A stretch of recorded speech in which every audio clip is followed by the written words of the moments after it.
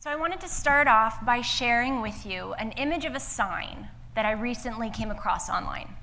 This sign is intended to be displayed in the emergency stairwell of a public building, and it reads, "In case of fire, exit building before tweeting about it." It's comical. I think that probably to some point, this sign was intended to be funny when it was created, to some degree. But it's quite realistic, isn't it? I mean, it precisely depicts the society in which we live today. We live in a world today where people, all of us, we seem to have this insatiable need, this urge to share everything that we experience as we experience it in real time to the social web. And the downside of this is that this reality has created some major challenges for organizations and their crisis management. For example, a couple years ago, there was a train derailment. It was a passenger train, and during the derailment, some of the passenger carts toppled over. Many people were injured, and some people even lost their lives. In one of the carts that toppled over was a woman who, fortunately, was unharmed. But when she realized what had just happened, her first reaction, her first instinct, was to grab her phone, snap a picture, share that picture with commentary to social media, and then dial 911 for help. Her first instinct was to share her experience. Now let's think of the train company, that before they even had the chance to assess the gravity of this crisis, possibly before they even had the chance to learn that one of their trains had in fact derailed, they were being contacted by the media because this image had now gone viral and people wanted to know what happened. When did it happen? Where did it happen? Why did it happen? How many people are injured? Did anybody die? This one woman's instinct to share her experience resulted in amplifying the challenges that this organization needed to deal with, needed to face throughout the crisis. Social media, the real-time news cycle, and mobile technology. These things have come together and they've transformed the landscape for crisis management. They've presented us with some major challenges, such as the speed, the heightened speed at which we need to be able to respond and communicate in real time today. Or the fact that everything today, everything is public. Or the fact that this real-time news cycle makes it increasingly difficult for you to get ahead of the story before the story is already ahead of you. And yet, whether we like it or not, these are today's crisis realities. And successful crisis management depends on your team's ability to manage these real-time challenges that this digital landscape presents to us in a crisis while simultaneously actually managing the actual crisis in real time. Successful crisis management today depends on your team's ability to do this. So then how do you arm your team with the skills and the knowledge and the mindset and the tools to successfully manage a crisis in this 21st century? The reality is that in order to get ahead of the news cycle, in order to position your organization as a voice of trust, credibility, and leadership in a crisis, which ultimately is the goal, in order to do that effectively, crisis management today needs to, in large part, be instinctive rather than solely reactionary. That just like the lady in my train derailment story whose first instinct was to share her experience, you want your team to instinctively know how to identify risk and opportunity. You want them to instinctively know how to communicate, when to communicate, and where to communicate in real time in a crisis. So if crisis management today needs to in large part be instinctive, then the question becomes, how do you cultivate these instincts? These instincts are developed by choosing to be proactive every day.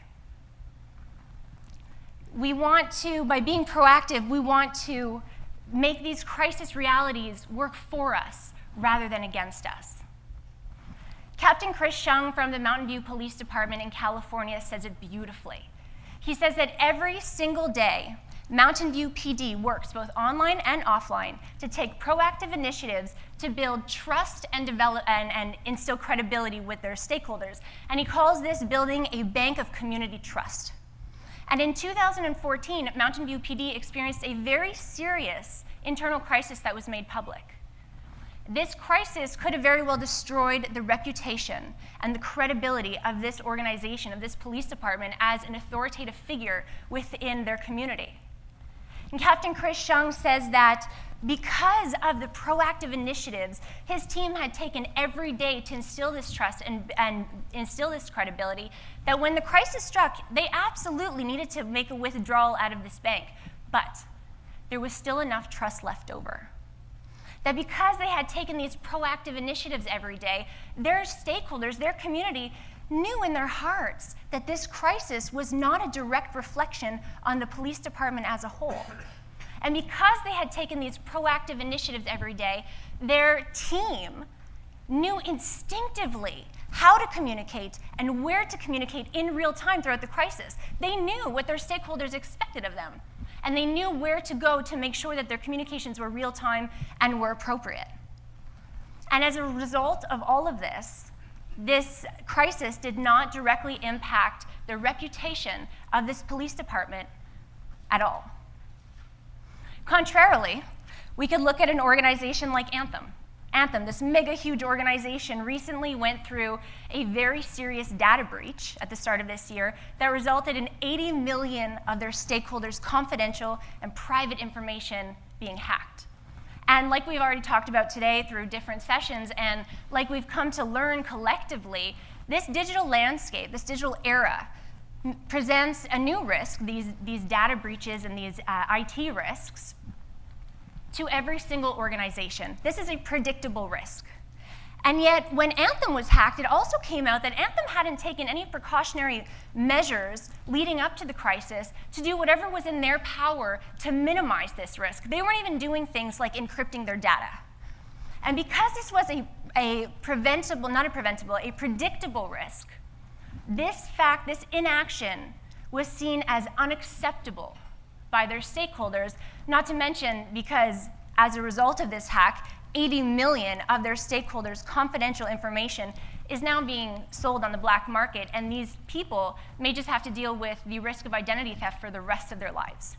So this inaction on Anthem's part was seen as extremely unacceptable. But now let's pretend that Anthem had adapted this type of proactive mindset into the very culture of their organization, and thus into the very foundation, the fundamentals of their crisis management strategy.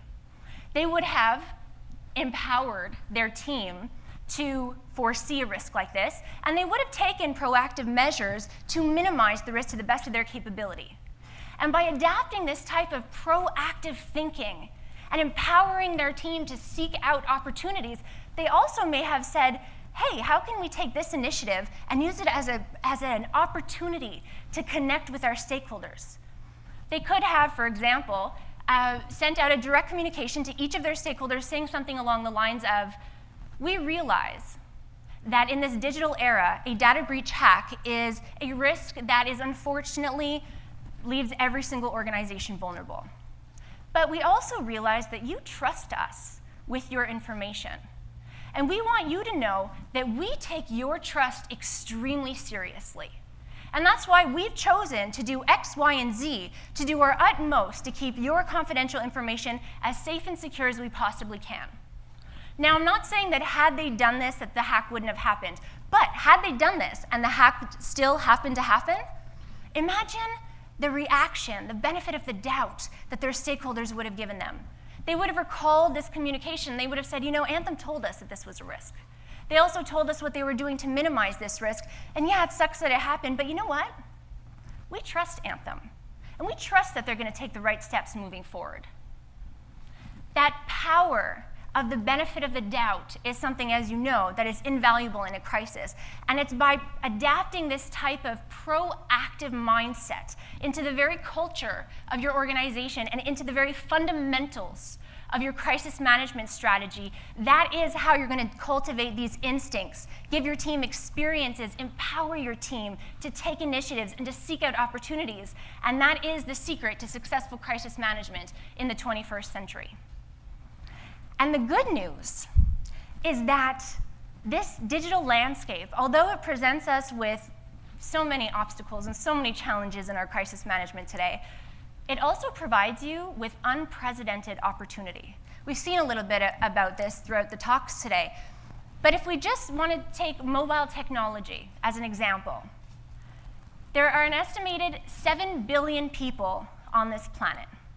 And a recent UN study revealed that 6 out of the 7 billion people on this planet have access to mobile devices. 6 out of the 7 billion people on this planet have access to mobile devices. That's more people with mobile phones than have working toilets. Mobile devices, the very tools, the very technology that is currently in each and every one of your pockets right now is also in the pockets of each and every one of your stakeholders right now. What kind of opportunity does that provide to your crisis management, to your crisis prevention, to your communications, if you start adapting this type of proactive and innovative mindset? There are some really, really great organizations out there that are actually leveraging the power of mobile technology in this digital landscape as their crisis preparedness and crisis management strategies are into them. For example, the National Weather Service, we heard about them earlier, but the National Weather Service has leveraged the power of mobile technology for their hazardous emergency alert warnings.